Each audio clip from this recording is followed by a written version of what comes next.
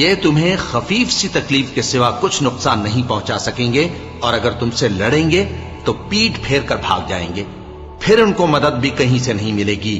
یہ جہاں نظر آئیں گے تم دیکھو گے کہ ذلت ان سے چمٹ رہی ہے، بجز اس کے کہ یہ اللہ کی پناہ میں یا مسلمان لوگوں کی پناہ میں آ جائیں۔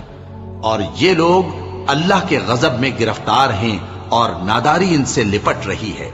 یہ اس لیے کہ اللہ کی آیتوں سے انکار کرتے تھے اور اس کے پیغمبروں کو ناحق قتل کر دیتے تھے۔ یہ اس لیے کہ یہ نافرمانی کیے جاتے اور حد سے بڑھے جاتے تھے۔ یہ بھی سب ایک جیسے نہیں ہیں۔